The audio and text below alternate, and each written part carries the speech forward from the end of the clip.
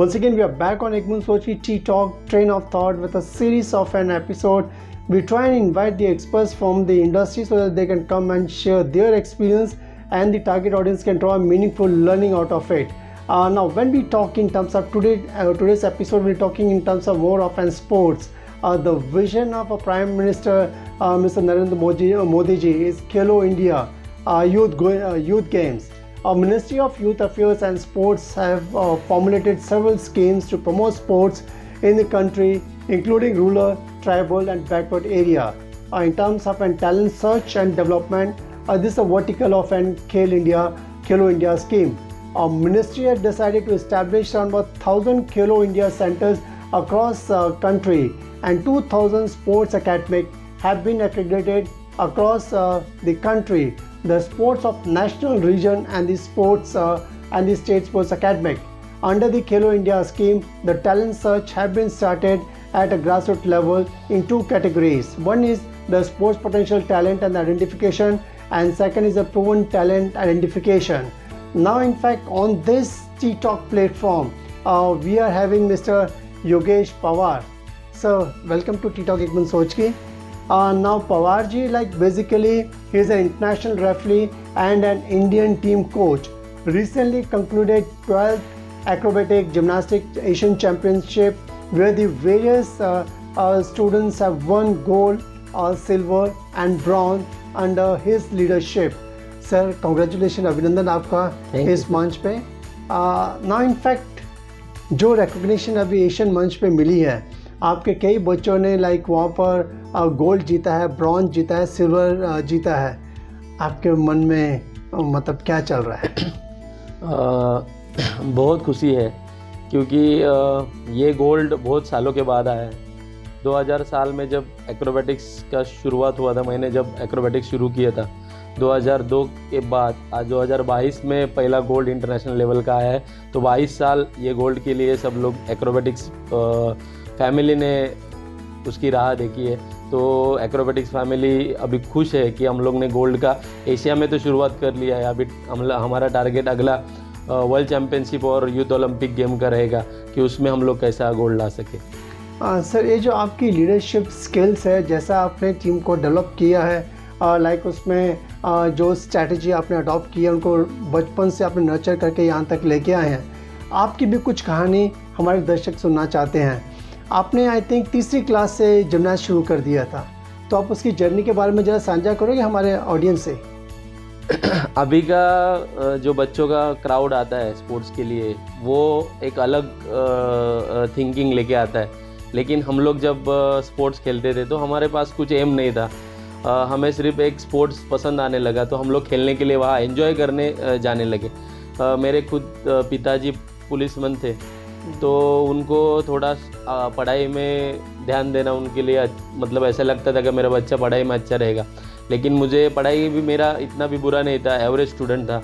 लेकिन स्पोर्ट्स में जब हमारे श्री नारायण राव आचार्य विद्या निकेतन में वेकेशन कैंप्स होते थे, तो वेकेशन कैंप में मैंने जिम्नास्टिक्स शुरू किया और मुझे जिम्नास्टिक पसंद आना लगा और मैं दिल से वो करने लगा।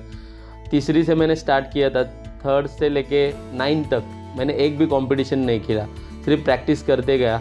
और 9th में मैंने फर्स्ट मेयर कप हुआ था जो नेशनल लेवल का था एक्रोबेटिक्स का चेंबूर में, वो पहला कंपटीशन मैंने खेला और उसमें मुझे सिल्वर मेडल मिला नेशनल लेवल में। लेकिन ये 7 सालों में मेरे पिताजी को पता नहीं था कि ये बच्चा कुछ खेलने जा रहा है, क्योंकि पुलिस वालों को 2 मॉर्निंग और इवनिंग, डे और नाइट ऐसा शिफ्ट रहता था। तो डे में वो मॉर्निंग में 8 सुबह निकल जाते थे और रात को 9 साढ़े 9 बजे आते थे, और तब तक मैं प्रैक्टिस करके रिटर्न घर पे आता था। उसके बाद जब नाइट होता था तो 4 बजे निकल जाते थे और कल सुबह आते थे। तो नाइट के टाइम तो बिल्कुल भी कुछ इशू नहीं था। ऐसे मैंने चुप चुप के प्रैक्टिस किया है। और 9th में जब फर्स्ट कंपटीशन था तो मेरे पिताजी देखने आए थे कि अभी तक ये घर पे क्यों नहीं आया। अच्छा। और तभी उन्होंने देखा कि ये कुछ तो कर रहा है, अच्छा कुछ तो कर रहा है, मेडल भी मिला था। तो तभी से आज तक मेरे घर से कोई भी शिकायत नहीं आई कि तू इतने देर कहाँ रहता है, क्योंकि हम लोग ज़्यादा टाइम अभी जिम्नास्टिक को दे रहे। 24 घंटे में से 12-13 घंटा हम लोग जिम्नास्टिक को दे रहे। तो अभी कभी घर से, तभी से लेके आज तक कभी घर से हमें ऐसा नहीं पूछा गया आप क्या कर रहे हो। उसमें कुछ है क्या, करियर होने वाला है क्या, ऐसा कभी पूछा नहीं गया। उनके सपोर्ट से हम लोग आज यहाँ तक पहुँच पाए। और एक चीज़ योगेश जी के बारे में मैं दर्शकों से साझा करना चाहता हूँ। उन्होंने तीसरी क्लास में जब जिम्नास्ट शुरू किया था श्री नारायण राव आचार्य विद्या निकेतन स्कूल से, वहाँ से जहाँ से इन्होंने नींव रखी थी अपनी शौक़ की, आज जाके जब भारत जाके गोल्ड जीता है एशियन एक्रोबेटिक जिम्नास्ट चैम्पियनशिप में, इतनी लंबी जर्नी और इतना समय रुकना पड़ा, लाइक जहाँ पे एशियन में जाके आपके लीडरशिप के अंडर जब भी भारत ने ये अपना गोल्ड जीता है, तो ये जो इतनी जर्नी जो आपने तय की है, उसके बीच में आपने कितने जो टैलेंट जो है उनको नर्चर किया है और आपका सेटिस्फेक्शन लेवल कैसा है? शुरुआत जब हुआ था एक्रोबेटिक्स का तो कुछ एम नहीं था, डिस्ट्रिक्ट अवार्ड मिलता है, स्टेट लेवल का अवार्ड, छत्रपति अवार्ड मिलता है, ये कुछ पता नहीं था। प्रैक्टिस शुरू था। मतलब हमारे जो फाउंडर है भमा पंत सर, वो एक फ्रीडम फाइटर थे और सातारा के संस्थान वो सब छोड़ के वो फ्रीडम फाइटर बने थे। तो उनको इतना स्पोर्ट्स पसंद था, तो हमारे जो जवाहर विद्या भवन स्कूल है वहाँ से स्पोर्ट्स हिस्ट्री चालू हुआ। वहाँ पे बहुत अच्छे से स्पोर्ट्स चलते थे। जिम्नास्टिक्स के सर एसोसिएशन के फाउंडर मेंबर थे, उन्होंने जिम्नास्टिक्स शुरू किया, उनका बेसिक उनको सब पता था। तो उन्होंने वो जो बीज तभी रोया था, आज इतना बड़ा ये पेड़ बना है। उनके बाद फिर उनके जो स्टूडेंट थे किशन कदम सर, उनके साथ उन्होंने ये जर्नी शुरू किया। कदम सर ने आगे पूरा वो संभाला। उनके बाद उनके स्टूडेंट थे जो राहुल ससाने सर, रमेश सकट सर, सुनील रणपीसे, ये लोगों ने आगे चलाया। उनके बाद उनका स्टूडेंट मैं हूँ और मैंने अभी वो कंटिन्यू किया है और अभी मेरे बाद भी अच्छे से हमारे स्टूडेंट कोच बन के आएंगे और ऐसा है जो हिस्ट्री बनाया जा रहा है हमारे सेंटर में, वो ऐसे ही आगे बढ़ते जाएगा। उसमें बहुत लोग हैं ये अचीव करने के पीछे। सिर्फ बच्चे तो प्रैक्टिस करते हैं, उनके पेरेंट्स उसको भेजते हैं, उनका मेहनत तो है ही, लेकिन ये सब बनाने के लिए बहुत लोगों की कष्ट है। 2000 साल में चेंबूरकर सर ने, मतलब महेंद्र चेंबूरकर सर जो है, उन्होंने एक्रोबैटिक्स हमारे सेंटर में आशीष सर को, आशीष सावंत सर है जो है, उनको लेके आके हमारे सेंटर में चालू किया। राहुल ससाने सर, सुनील रणपीसे, रमेश सकट, अभिजीत खैरे, समीर खैरे, इन्होंने यहाँ पे मतलब नारायण राव आचार्य में जवार से ऑपरेटर्स कंधे पे लाके शुरुआत किया था 93 में। 93 से लेके 2000 तक ऐसे ही प्रैक्टिस स्ट्रगल चालू था। 2000 में चेंबूरकर सर और आशीष सर, मतलब चेंबूरकर सर आशीष सर को लेके आए और ये एक्रोबैटिक्स यहाँ पे इंट्रोड्यूस किया।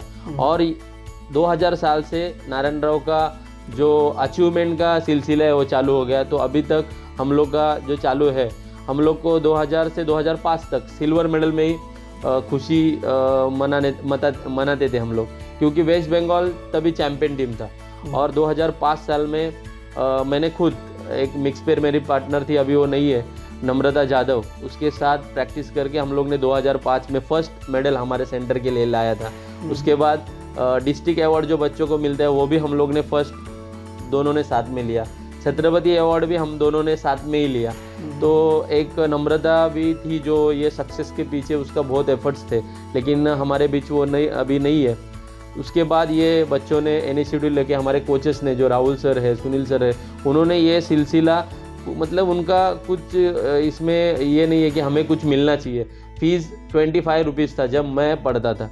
25 रुपीज़ में जो पाउडर आता है, जो इक्विपमेंट पे खर्चा आता है, वही उसमें होता था। कोचेस फ्री पढ़ाते थे। उसके बाद जब मैं थोड़ा बड़ा हो गया, छत्रपति मिलने के बाद मैंने कोचिंग शुरू की। मैं खेलता भी था 2010 तक। उसके बाद मैंने कोचिंग शुरू की। कोचिंग करते वक्त मैंने फिर वो फीस बढ़ा के, कदम सर थे, उनका ये था कि अपने आजू बाजू में गरीब बच्चे रहते और गरीब बच्चे फीस नहीं भर सकते, तो नॉमिनल फीस होना चाहिए। लेकिन जैसे जैसे डेवलप हो रहा था स्पोर्ट्स, जैसे जैसे उसका वैल्यू बढ़ने लगा था, तो हमारी ऐसी सोच थी कि थोड़ा सा फीस बढ़ना चाहिए कोचेस को भी, क्योंकि कोचेस भी बड़े हो चुके थे, उनकी भी फैमिली हुई थी, तो फैमिली कैसे संवार सके, तो उसके लिए थोड़ा नॉमिनल फीस तो होना चाहिए। तो 25 का 50 हुआ, 50 का 100 हुआ। अभी हम लोग 500 रुपीज़ फीस चार्ज करते हो, तो थोड़ा सा कोचेस को उनका ट्रैवलिंग और वो फीस में निकल जाता है। इसी तरह ऐसे सिलसिला विक्ट्री का भी चालू है और जल्द ही हम लोग यूथ ओलंपिक का मेडल भी इंडिया के लिए लेके आएंगे। उसके लिए अभी हमारा प्लानिंग शुरू है। But Pawan ji as an coach like आप देखो like normally hardly you get nominal amount like, तो ऐसी कौन सी चीज़ है जो आपको ड्राइव करती है कि नहीं आपको इस खेल में जाना है और बच्चों को मतलब पे प्रोत्साहित करके उनको आगे बढ़ाना है? ऐसे तो कोई स्पोर्ट्स में जाने का एम नहीं था।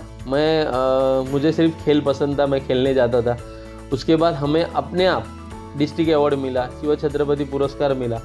शिव छत्रपति पुरस्कार भी हमें पता ही नहीं था पहला कि ऐसा कुछ पुरस्कार होता है, जो महाराष्ट्र में सबसे अच्छा प्लेयर रहेगा उसको पुरस्कार महाराष्ट्र गवर्नमेंट का दिया जाता है, पता ही नहीं था। लेकिन हम लोग मेहनत करते गए और अपने आप वो जो अचीवमेंट है वो मिलती गई। लेकिन अभी बच्चों का टारगेट ही वो होता है। तो मेरा एक बच्चों को कहना है कि आप खेलो, क्योंकि आपकी खेलने की उम्र है। आप जब गेम एंजॉय करोगे तो उससे जो अच्छा पॉजिटिव एनर्जी जो मिलने वाला है वो मिलेगा, और आपकी मेहनत सच्ची रहेगी। आप अपने खेल पे प्यार करते रहोगे तो अपने आप जो अचीवमेंट है आपके पास चले आएगी। I think if you catch them young, जैसा नरेंद्र मोदी जी अपने देश के प्रधानमंत्री कह रहे हैं कि catch them young, Khelo India like, and if you catch them young I am sure sports एक ऐसी चीज़ है जो एक टीम स्पिरिट बनाती है और स्ट्रेटजिक सर्न डेवलप होती है, एनालिटिकल थिंकिंग बच्चों की बढ़ती है, लीडरशिप स्किल सेट्स आती है, गोल सेटिंग वो अपना समझ जाते हैं, and also risk taking abilities उनकी बढ़ जाती है। And I am sure like the kind of an efforts Pawar ji जो आप डाल रहे हो यंग टैलेंट को नर्चर करने के लिए, अब आप यहाँ तक तो उन्होंने बच्चों को लेके आ गए, एशियन चैम्पियनशिप जिन्होंने जीत ली है।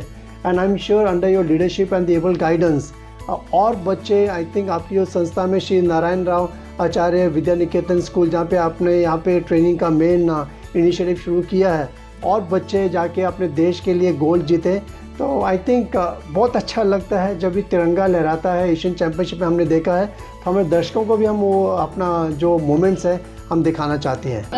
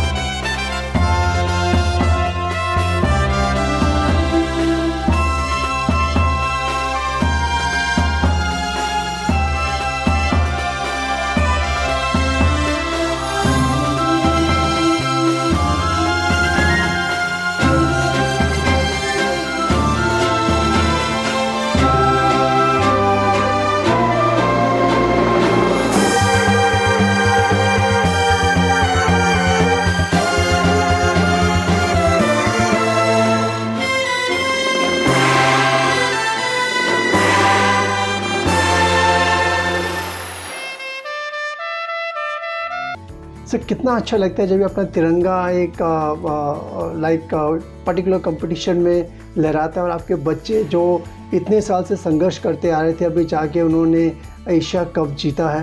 And I am sure like under your able leadership and guidance हम गोल्ड भी भारत के लिए बहुत जल्दी लेके आएंगे। Thank you very much for nurturing the young mind. और पवार जी हमारे साथ में जुड़े रहेंगे ऑन टीटॉक एक बूंद सोच की for next episode to throw more clarity फिर जिम्नास्ट में कितने तरह के गेम्स होते हैं और कैसे बच्चों को तैयार करते हैं, हम अपने नेक्स्ट एपिसोड में इनके साथ में साझा करेंगे। Till then go to www.ttalk.net, subscribe and like the channel as much as you can. Sir शुक्रिया आपका इस मंच पे आने का। Thank you very much. Thanks.